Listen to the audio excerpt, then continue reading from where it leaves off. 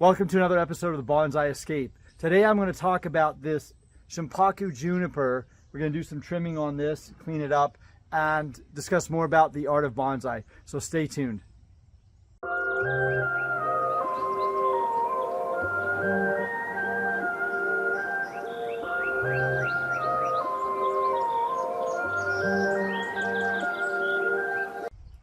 So the art of bonsai is something that I think appeals to a lot of people. And I had the opportunity this past weekend to display or exhibit one of my specimen trees, my Portucalia tree that I think you've seen some work on. You can go look at some videos. I've done some work on that. I got a lot of rave reviews about it. And I had the opportunity to spend the day at the Detroit Zoo with the Ann Arbor Bonsai Society, sharing bonsai with people that came to the zoo. We saw over 600 people, I think, came through the exhibits and did some demos, and I had the opportunity to talk to a lot of people, introducing them to bonsai. They had a lot of questions, a lot of misconceptions about bonsai, and it was interesting because I was working on some of my younger Portucalia trees, just demonstrating how to turn these wild bushes into a bonsai or something that was appealing to look at.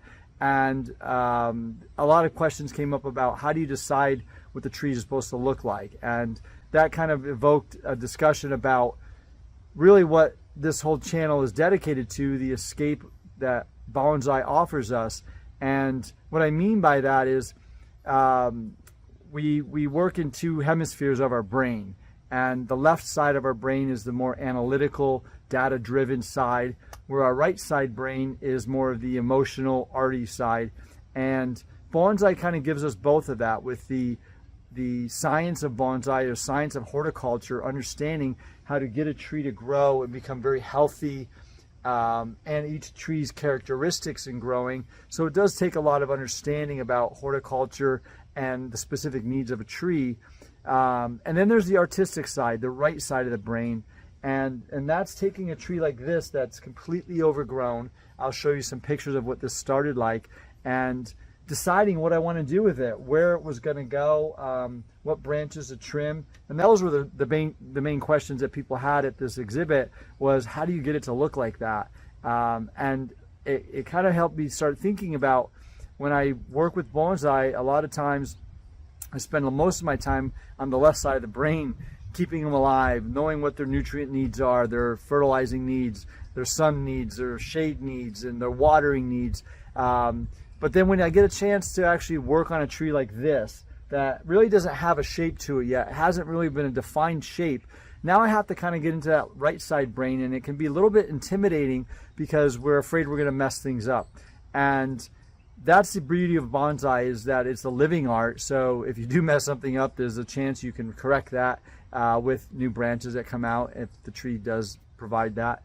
But that's kind of the exciting part of the bonsai escape, is that it helps us get out of that left side brain and start working in our right side brain, the artistic side, the creative side, the emotional side. And that's what a lot of the peace that I get from bonsai offers. And I think what a lot of people are looking for is that escape from their 9-to-5 and the stresses of life. And really, when you get working in that emotional right side brain, you go into that parasympathetic nervous response that calms you down. And it's actually very exciting, and it's a very rewarding part of bonsai. To get to that level, you have to go through the steps of understanding a tree, growing a tree, making it healthy. I haven't touched this tree in over 2 years. I've literally just let it grow. And from the start, the picture I showed you, it was just a little tiny guy. Whoops. It was just a little tiny guy that I really didn't know where it was going to go. I didn't know how it was going to take. I did show a video previously of me drilling into this tree and fixing it into the deadwood, which is what Tunaki is, and we can go into a little bit more about that. But after that, I really just wanted it to grow. I wanted it to get healthy. I wanted to establish itself in this pot. And so I spent 2 years taking care of the tree, just letting it grow and tending to its needs. If there was any disease or infestation, I had to battle that and learn how this tree was going to acclimate to the climate in Michigan. Now that I think it's pretty obvious that this tree is very healthy, it's got long shoots that have sprouted out. which just indicates a lot of root growth and a very green plush tree. So now it's time to get in here and give it its initial first styling, kind of decide how I want this tree to look. I've played with a lot of different directions, but when I planted or designed this tree, developed it, I wanted some of the live vein of the Tunaki, which means trickery. I'm trying to illustrate that this tree has a lot of age with this deadwood feature, but the live vein is carved into the groove. You can go back and look at one of my videos about that. But this tree has now started to swell inside that groove, so it's actually becoming part of that deadwood feature, and it's fixed in there very well. I just drilled and set this in here about 2 months ago, and you can see it really didn't harm the tree. It's just as healthy as it was before. And now it's time to get in here and give it its first kind of initial styling. So when I'm thinking of the art now, I have to really switch my brain over and start kind of going through this tree and getting a vision for it. And it's the fun part. For years, as this thing was developing, I've been thinking about what I want to do with it. And now it's time to get in here and start cutting away. I'm going to show you the after thoughts of my right side brain, what it decided to do today for me. But that's really the beauty of bonsai. You get to evoke that right side and left side brain activity, and that's what brings us into a very mindful, peaceful state. It's essential in a lot of hobbies that we choose, especially with bonsai. So stay tuned for the end results. I thought I'd give you a little closer view of this tree where it's at right now before I do any trimming on it. And you can kind of see how it's grown out so much I can't even see the deadwood feature, which it's a beautiful piece of deadwood, and I want that to be a big part of the composition here. You can see that this is the front. It shows the live vein. This is how I originally designed it. But getting in here, when I first got this tree, it really was just this really 90-degree bend in this branch, and I've let it grow out. It's gotten much thicker, and my initial thoughts are I don't want this much bigger here. Most of this composition should be at the top and highlighting this bottom. So I'm going to make some decisions as I'm thinking about this. I'm going to get some ideas about what it looks like without that branch and then the rest of the tree. And so that's what I'm going through right now. It does take time to kind of play with it. I'm going to show you a little trick about how you can make some decisions before you make any cuts. All right, so here's my little hack on measuring twice and cutting once, because once you cut a branch, you really can't go back. So I usually take a piece of paper. This is just paper towel. It's a little bit more flexible than regular paper. And I'll put it over the area that I'm thinking about cutting off, and then just taking a look at it. Just that alone changes how this tree looks, how it feels, versus having a big pad out in the lower section. I'm not opposed to a lower pad. I'll just take this and cover up some branches and look at what could possibly be when I'm doing my decision making as to what I want this tree to look like, and then I'll keep going with that process. This is the first consideration, what I want to do with this. Because it is a main first branch and it's split, it's got a lot of little leaders on it, I may just cut back to those leaders to start with and then make a decision. I just don't like how the tree flows to the left. There goes my the wind's blowing here. I don't like how the tree has all this deadwood feature that has curves and flows, and we have a very abrupt turn, straight line. That doesn't flow very well in the composition. So I have to make some decisions on this. It's very thick and hard. I could probably put a bend in it, but it's already pretty established itself there, and I don't think it really adds to the composition much. It actually takes away, it deters from that. So that's what I'm going to be making some decisions on to start with. Then once I get the bottom unit done, I'll start playing with the top. But ultimately my vision is that the deadwood features go out this way, and then I have a nice canopy on this side of the tree about that high, so that the apex is the deadwood. It's the main feature of this tree composition. and it's really a smaller tree with kind of a canopy, triangular canopy that overflows this way. That's my initial thought. I'm going to see how it goes around while I'm playing with this more, but that's one of the tricks I use to decide what I want to do to cut, by just putting that piece of paper over. The wind blew it away. I'll have to get back to it. Stay tuned.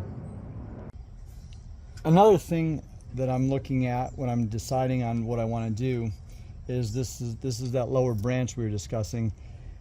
I let it grow straight, and you can see it comes out of the bend right here, if it's easy to see on this video. But it comes out of the bend and it goes straight. Here's the leader of it right here, and it's just a completely straight branch with a lot of side branches, but it doesn't have a lot of character to this branch. It's a straight branch. It's pretty, it does taper toward the end, but it's way out from the tree. And this is another reason why the first cut is going to be taking this middle piece off, the low piece here, if possibly to see it. I'm going to cut this guy off immediately, just because I want to, at least if I'm going to keep that in there. That's a pretty significant branch I just cut off, but that's how straight it was coming out, and it was going to continue to go straight, and it takes away from the composition of this tree, because the deadwood itself is curvy and goes different directions. So that gives me the option now to play with some of these smaller secondary branches off that, or tertiaries off that first branch, and develop those as another pad. But it gives it the movement that I was looking for, some movement in that branch. Now down below here we have the thick part coming out, and we've got one on the top that's probably going to come off, and then now it comes out to the side. We have another one in the back that's coming out to the other side. So I guess I'm going to make some decisions on that, if I'm going to even keep this all together. But already that's cleaned up that, and it's given it a smaller piece. So that's the objective with kind of thinking about what I want to do with this tree. Some of the steadfast rules of bonsai is to create trees with taper, trunks with taper, with branches with taper, as well as movement and something that flows with the character of this deadwood composition. So those are the decisions I'm making as I go along here. All right, so I cut some significant parts of this branch off from the bottom, big pieces, and we've got a leader here that can be established as a new branch. Again, it's going to give it tremendous taper. But again, looking at this tree, when you look from the art of bonsai, when you look at a tree, what's I think intriguing to people when they see bonsai is there's just something about it they can't explain that just captures their eye. It gives them a sense of peace. And when you look at a tree, your eyes should flow from the base, this nice trunk, and it should flow up the tree to the apex without a lot of distraction. And I can tell you, just looking at this tree right now, I would be starting at the base, coming up, seeing these nice carving deadwood features, and then all of a sudden I've got this branch sticking out. It just doesn't sit well with me. It's a good piece for maybe a gin, but because we have a little gin down here, so I might just make that a gin and carve it out later, give it a little more character, because really I want the emphasis of this foliage up top to be the main emphasis of this tree. So again, a little bit at a time, and looking at it now, it just doesn't sit right with me, so I'm going to carve that into a gin.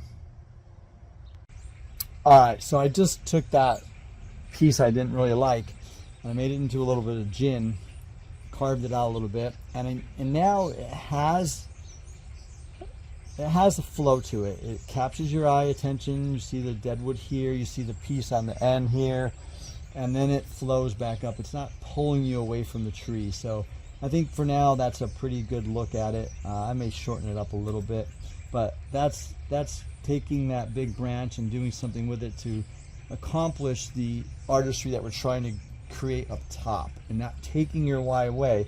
Every one of these has an end point, and then it continues to flow. So now, working up the tree, I'm looking more at the composition of that deadwood and where it's all going, and a lot of that flow of the deadwood goes this direction. So these branches coming out take away from that deadwood, especially this lower branch. Now, there was a purpose and the reason why those branches were left on for so long, because they helped thicken the trunk, helped it secure itself into the groove, which you can see really well now. It's pretty impressive how thick that has gotten and filled that entire carving out. But this branch is really not something I want. It's hiding the fun part of this back piece, so this definitely has to come off. And again, we can take this away, and it's easier just to do this with it, pull it around or hide it in the back to see that deadwood feature out here. The deadwood's on this side, the live veins over here, and that's definitely a branch that's going to come off. So I'll just show you really quickly when I take this off how it does change exactly how this tree looks initially. So there's that whole section gone. This guy can come off. Get close in there. Good. So now you're starting to get a better vision of that deadwood, that really nice twisting deadwood. And then the main part of this tree is going to be up here. Now keep in mind, this is a 2-year-old tree, and it has a lot of growth still to go. In fact, I may just end up letting, I'm definitely going to let some of these leaders continue to grow, so I have an option for this canopy that I'm thinking out to the side. This probably isn't something I want to do. I might do to mimic this branch. I might leave this one. This is going that way. Figure something out with that. But ideally, I want this canopy to come up and then come down and create this little shaded umbrella in the open area of this tree. And so that's kind of the vision I'm going with. I do have some back branches that I'll be able to utilize, fill in the back and give it some 3-dimensional depth. But essentially that's where we're headed right now. Probably have this positioned up a little bit higher. This has sunk into the ground a little bit. So in a year or two when I repot this, it'll be positioned a little bit differently. But that's kind of the vision and direction I'm going, which is why I've done this part here. Those tree branches at the bottom did their part. They helped thicken this trunk and infuse it into the deadwood.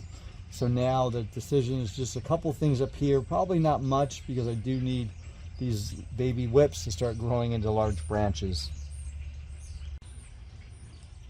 So we're getting a better vision of that deadwood feature, and I have some decisions to make here. You can see where the zip tie is on. This area of the tree wasn't thick enough to screw into the deadwood yet, so I needed to encourage more growth up top, which is why I left it zip tied. I do have the bottoms screwed in, fixed into the deadwood, so that's good. But there's a branch underneath this that isn't really going to contribute to the tree's design, and I'm going to put this over it just to get a better vision of it. And you can see what it looks like without that on, especially if you can envision this part of the leader, this guy right here, coming up and then drooping over this way with a canopy up like this. So this lower branch can come off. It really isn't going to contribute to anything. It'll always contribute to some thickness in the trunk. That's fine, but I take off these lower branches. It's just going to help direct energy up to the top of the tree where I want it. And so again, as an initial styling of this tree, I have a vision of this now where I want it to go, and I just need to make some critical decisions as to the growth of this tree and where it's going to go in a year or two. And I don't want, this is already getting to be a very thick branch. I don't want that thick of a branch here. I could create a deadwood feature on it, a gin, but I think one is good enough. Because of all this deadwood over here, I don't think I need that, especially where the canopy is going to go. So that's going to come off. That's the decision I'm making. We'll snip that off with our concave cutters to get it in there deep and not get a, so it has a nice concave section to heal into. That looks good. Now the main leader here that's coming out away from the deadwood, will continue to develop. It's going to come out and around another couple of years. I mean, the growth that this thing has had in two leaves me encouraged to know that we're going in the right direction. This branch is again a side branch off to the back that is getting straight. I'm gonna cut the main lead of this off and just develop a secondary branch with it, one of the secondary branches or the tertiaries as the new leader, so that that branch will have some movement in it, and I can position it, this being the front position like this, I can position that branch back in the back. It won't be much, and I may not even leave it, but I'm gonna probably leave it for right now just to give the tree some more health and vigor. But that's the decision process I'm going through here. The right side of my brain, and thinking of it through this and envisioning where that tree wants to be in 3-5 years, which sounds like a long time, but based on the growth of this tree from the pictures I've shown you, it grows fast, it's very healthy, and I can pretty much assured that by next year, end of next year into the year after, I'm going to have a really nice style that I was going after and direction I'm going in this tree. So I made another decision as I was doing this and decided to take that branch off completely, because there was another branch, definitely more in the back, smaller, not as thick, which gives me the opportunity to develop that branch and make it in a direction and taper and everything that I want. So that branch was adjacent to the big branch I just cut off, and I may not even leave it in the final design, but it'll be there for now, and it's small enough and flexible enough to play with and do something with it. The only other thing I'm going to do is just clean out from behind. I'm going to clean out some of this and kind of figure out what this other main section of the trunk that was coming up, what I'm going to do with that part. I don't know yet, so that's why, again, one step at a time, kind of envisioning where I want this to go, and then making those steps for the initial design on this tree. Now I'm in the back of this tree and following the trunk up. This was the main leader out of the front that I was going to develop, and using probably this piece or this other top piece here to create that canopy that I was talking about. But I've got two branches coming out the sides, and it's actually one branch that's split, and it's pretty thick in here. Let me clear that out to show you. It's pretty thick in here. It's a big thick branch, and it's split, and it's coming out the side that I'm not sure I really want in this composition. This is the one I was deciding on. I may cut the front one off and leave the back one as an option to, again, highlight the character of this deadwood with the main live section of the tree on this side. This is getting too thick and strong to leave both splitting like this, so I'm gonna probably cut the one off that's coming in the front and leave this back one, or this one may be flexible enough to pull it back a little bit. I just don't want it to overpower what's going to happen on this side when I get that growth. So those are the decisions I'm making, one step at a time. All right, it looks much different than when we started, right? And this being the front view, you can see that when the tree is repotted and I have it stationed right. I've got the majority of this canopy coming over away from the deadwood.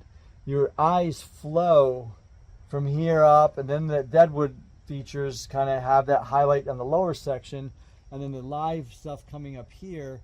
What I was able to do in the back, I was able to take this branch, basically the leader of that trunk, it split. I cut one of the branches off. This is still questionable whether I'm going to keep it or not, but I was able to bend the main leader that was coming out this way back toward this side, kind of wedge it in toward toward the deadwood here, so that now gives me 3 options of branching that's coming out over top, and I'll have some things to do with that. I could always have this developing into a lower canopy and this coming up over top into 2 separate pads, but I've got a long ways to go to let that develop.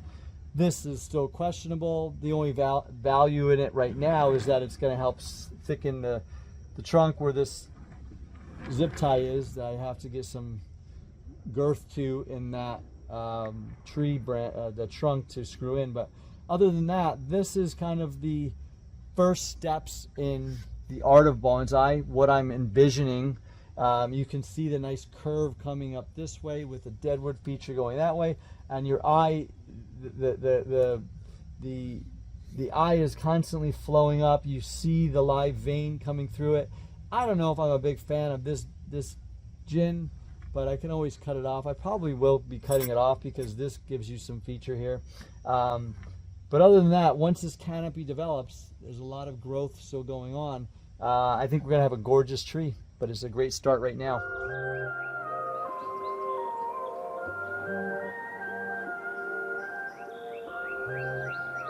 If you enjoyed this video and you're excited about the art of bonsai, then subscribe, keep an eye on some new videos I have coming up, and look forward to seeing you guys soon. Take care.